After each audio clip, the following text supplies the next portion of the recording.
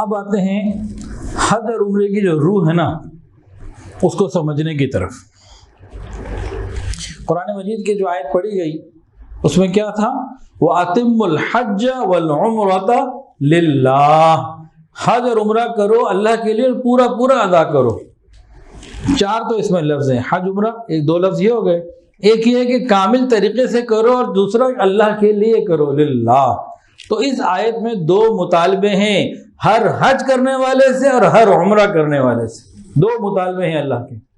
پہلا مطالبہ اخلاص کہ صرف اللہ کے لیے ہو، اور دوسرا اتمام کہ کامل طریقے سے ہو، ناقص نہ ہو۔ اب ان دونوں باتوں کے اوپر ہم تفصیل اب شروع کرتے ہیں۔ جی،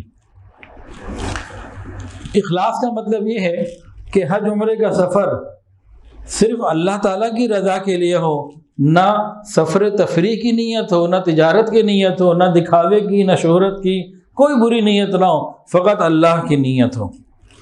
حدیث میں آتا ہے قیامت کے دن کچھ لوگوں کے اعمال پیش ہوں گے، جب معلوم ہو جائے گا کہ لوگوں کو دکھانے کے لیے کیے، اس میں دوسروں کو شریک کیا، اللہ کہیں گے اس کا ثواب بھی اسی سے حاصل کر لو، اللہ تعالیٰ بھی چھیڑ جائیں گے۔ اور حدیث کے اندر آتا ہے جو شخص اپنے عمل کو لوگوں کے درمیان مشہور کرے گا، اللہ تعالیٰ اس ریا والے عمل کو مخلوق کی کانوں تک پہنچا دیں گے، لوگ سمجھ جائیں گے ریاکار ہے، اور لوگوں کی نظر میں اس کی قدر کم ہو جائے گی، ذلیل ہو کے رہ جائے گا۔ حدیث کے اندر آتا ہے لوگوں پر ایک زمانہ ایسا آئے گا کہ مالدار لوگ سیر سپاٹے کی نیت سے حج کریں گے کہ جی چلو تفریح ہو گئی، عام لوگ، متوسط درجے کے لوگ، تاجر لوگ یہ تجارت کے لیے کیا کریں گے، اور فقراء سوال کرنے کے لیے، مانگنے کے لیے کریں گے، اور علماء شہرت کے لیے کریں گے۔ تو اللہ تو چاہتے ہیں میرے لیے ہوں۔ اب کون سی تین نیتیں ہونی چاہیے حج عمرے کی؟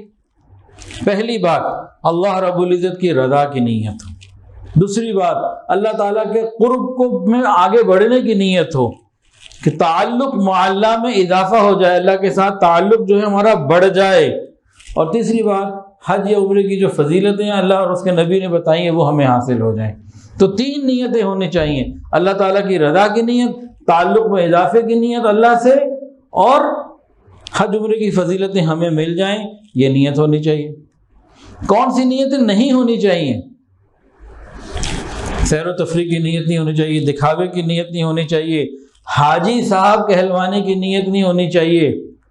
وہ ایک صاحب تھے تو کسی کا انہوں نے پیسہ دینا تھا، خیر کافی دنوں سے نہیں دیا، تو ایک دن جو ہے نا وہ حج پہ چلے گئے، واپس آئے تو اس دکاندار کے پاس گئے، اس کو جا کے کہا میرا کھاتا کھولو۔ اس کے دل میں خیال آیا کہ حج کر کے آیا، میرے پیسے واپس دے دے گا۔ میں نے کہا کیا لکھا ہے؟